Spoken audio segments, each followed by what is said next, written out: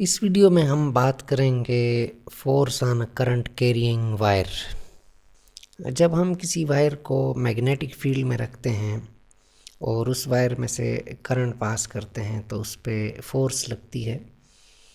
हम उस फोर्स से मुताल्लिक इस वीडियो में डिस्कस करेंगे।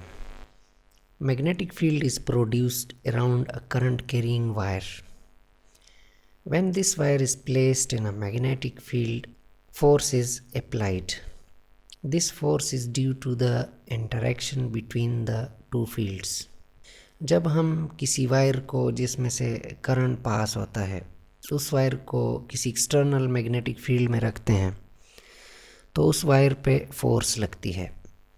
ये फोर्स कहाँ से आती है?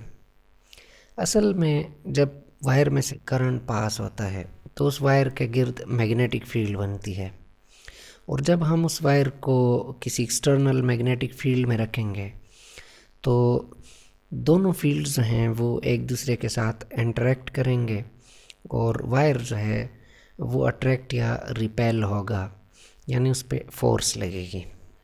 हम इस वीडियो में ये इंटरेक्शन देख सकते हैं। ये एक कॉइल है जिसमें से हम करंट पास करते हैं और उस करंट के नतीजे में जो मैग्नेटिक फील्ड बनती है वो एक्सटर्नल मैग्नेटिक फील्ड के साथ इंटरेक्ट करके हम देख सकते हैं कि इस वायर पे फोर्स लगी है।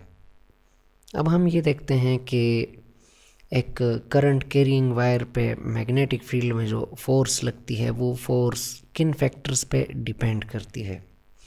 तो वो जो फोर्स है वो डिपेंड करती है amount of current through the wire. इस तार में से अगर हम ज़्यादा करंट पास करेंगे तो इसके गिर्द जो मैग्नेटिक फील्ड होगी वो ज़्यादा मिकदार में बनेगी और इस वायर पे ज़्यादा फोर्स लगेगी। सेकंडली, इस वायर पे जो फोर्स लगती है वो डिपेंड करती है magnitude of external magnetic field, यानी इस वायर को हमने जिस मैग्नेटिक फील्ड में रखा हुआ है उस मैग्नेटिक फील्ड की स्ट्रेंथ पे फोर्स डिपेंड करती है। अगर हम किसी वीक मैग्नेटिक फील्ड में इस वायर को रखेंगे तो इस पे कम फोर्स लगेगी। अगर हम किसी स्ट्रांग मैग्नेटिक फील्ड में रखेंगे जिसकी स्ट्रेंथ ज़्यादा हो तो ज़्यादा फोर्स लगेगी। थर्डली, फोर्स जो है वो डिपेंड करती है जो वायर की लेंथ है जो कि मैग्नेटिक फील्ड के अंदर है उसके साइन कंपोनेंट पे, या relative direction between the magnetic field and the current और द लेंथ ऑफ वायर। इससे क्या मुराद है, थोड़ा सा हम इसको डिटेल में समझने की कोशिश करेंगे। यहाँ पर हम दो वायर्स लेते हैं। ये दोनों वायर्स जो हैं इनमें से करंट पास होता है। हम इस वायर को मैग्नेटिक फील्ड में रखते हैं तो ये जो वायर है इसमें से जो करंट पास होता है वो मैग्नेटिक फील्ड के पैरेलल या एंटी पैरेलल है। तो याद रखें, जब करंट मैग्नेटिक फील्ड के पैरेलल या एंटी पैरेलल होता है उस करंट कैरिंग वायर पे कोई फोर्स नहीं लगती। अगर current carrying wire magnetic field के साथ किसी एंगल पे है अदर देन 0 और 180 डिग्री तो उस वायर पे फोर्स लगेगी।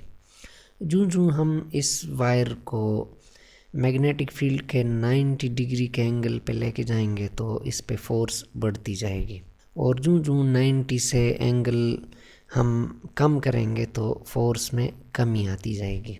दूसरे अल्फाज में हम कह सकते हैं कि वायर का जो साइन कंपोनेंट है ये जितना ज़्यादा होगा उतनी ही ज़्यादा फोर्स लगेगी, और ये जितना कम होगा कम फोर्स लगेगी।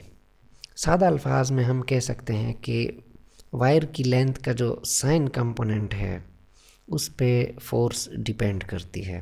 तो इन तीनों प्रोपोर्शनलिटीज़ को कंबाइन करके हमें मिलता है force on a current carrying wire is equal to ILB sine theta.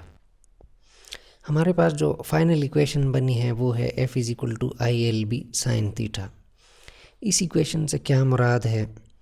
इस इक्वेशन से मुराद है कि फोर्स जो है वो डिपेंड करती है करंट पे, लेंथ ऑफ वायर पे, strength of magnetic field B पे और relative direction between current and the magnetic field.